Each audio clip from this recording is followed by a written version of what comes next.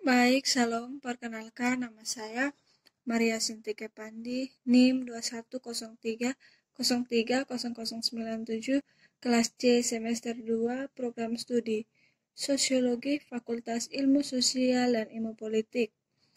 Video ini dibuat untuk memenuhi tugas mata kuliah Sosiologi Komunikasi oleh Bapak Lazarus. Di sini kami dimintai untuk mereview kembali buku tentang kekuatan tidak manusiawi. Baik, saya langsung saja. Kapitalisme saat ini dikuasai oleh pernyataan Artificial Intelligence atau AI. Mendefinisikan AI itu sulit. Meskipun demikian, Ross benar bahwa apa yang sering disebut AI sempit sudah ada dalam proses algoritmik yang sekarang menginformasikan banyak kehidupan sehari-hari. Untuk pekerja gudang atau personel militer, AI semacam itu dapat menjelma dalam sasis kendaraan pengiriman robot atau drone pembunuhan semi-otonom. Namun, sebagian besar AI bertindak tanpa terlihat di latar belakang aktivitas yang dilakukan pada ponsel cerdas dan komputer, dalam hasil mesin pencari, umpan media sosial, video game, dan iklan bertarget, dalam penerimaan atau penolakan permohonan pinjaman bank atau bantuan kesejahteraan, dalam penyelidikan pusat panggilan atau panggilan ke taksi berdasarkan permintaan, atau dalam pertemuan dengan polisi atau penjaga perbatasan memindai layar bayangan mereka. Dengan cara ini, AI telah hadir selama bertahun-tahun. Sekali waktu, orang-orang menyebut rezim Uni Soviet dan Eropa Timur sebagai sosialisme yang benar-benar ada, yang menunjukkan realisasi harapan yang baru tetapi tidak sempurna untuk tatanan sosial baru.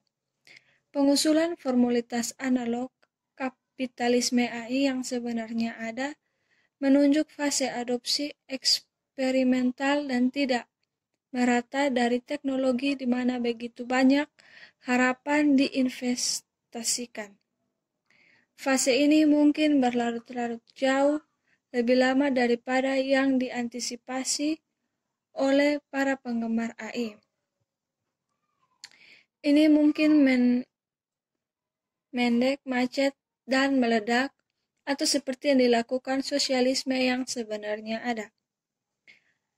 Tapi itu juga bisa mengintensifikan atau berkembang dalam transisi baik ke kapitalisme yang berubah secara signifikan atau ke formasi sosial yang berbeda secara radikal.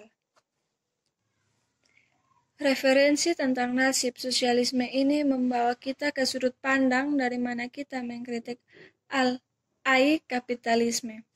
Para nabi dari singularitas teknologi mengharapkan kedatangan sekitar tahun 2045.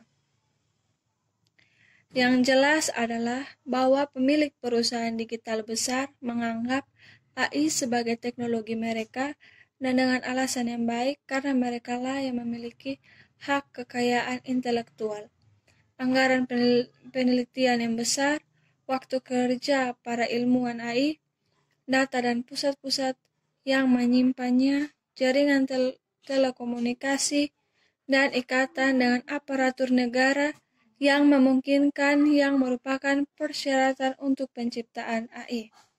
Merekalah dan kader manajerial tingkat tinggi mereka yang berada dalam posisi untuk menanamkan tujuan dan prioritas mereka dalam perangkat lunak dan perangkat keras AI. Inti dari kecerdasannya adalah kemampuan untuk membuat generalisasi yang tepat secara tepat waktu berdasarkan data yang terbatas. Semakin luas dominan aplikasi, semakin cepat kesimpulan diambil dengan informasi minimal, semakin cerdas perilakunya.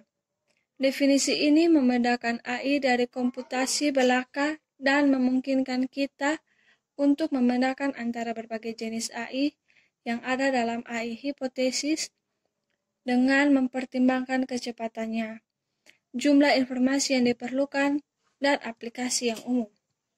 Nah, untuk membedakan AI yang benar-benar ada dari inkarnasi masa depan spekulatifnya akan sangat membantu untuk menggunakan 3 kategori berikut. AI sempit atau kecerdasan umum buatan AGI dan kecerdasan super buatan atau ASI. AI yang ada sebenarnya sempit. Sebagian besar pendekatan AI saat ini terutama dirancang untuk menangani tugas-tugas yang sempit. Sistem AI yang mengenali wajah dalam foto tidak akan dapat memproses rekaman ucapan, memutar Go, atau menulis email, dan sudah pasti tidak akan dapat berbicara bahasa Farsi. Atas dasar umum, AI sempit dikontraskan dengan kecerdasan umum buatan atau AGI yang mengacu pada AI dengan kapasitas untuk optimasi lintas dominan yang efisien atau kemampuan untuk mentransfer pembelajaran dari satu dominan ke dominan lain. AGI mengacu pada AI dengan kapasitas untuk terlibat dan berperilaku cerdas dalam berbagai konteks dan untuk menerapkan pengetahuan yang dipelajari dalam satu konteks ke situasi baru yang berarti tidak akan mampu menalar di banyak dominan intelektual. Ada juga Artificial Superintelligence atau ASI masih lebih spekulatif. Sementara ASI kemungkinan memiliki kecerdasan umum. ASI secara khusus mengacu pada AI yang sangat mengulungi pikiran manusia saat ini. ASI adalah bahan pokok fiksi ilmiah, tetapi diskusi serius tentangnya juga terjadi di kalangan akademis, di mana ASI sering terlihat cepat mengikuti penciptaan AGI. Perbedaan penting lainnya adalah antara AI kuat dan lemah. Meskipun terkadang istilah AI kuat digunakan untuk merujuk pada AGI. Istilah ini awalnya berasal dari karya filsuf John Searle yang menggunakannya untuk menggambar posisi mereka yang percaya bahwa AI tingkat lanjut akan sadar.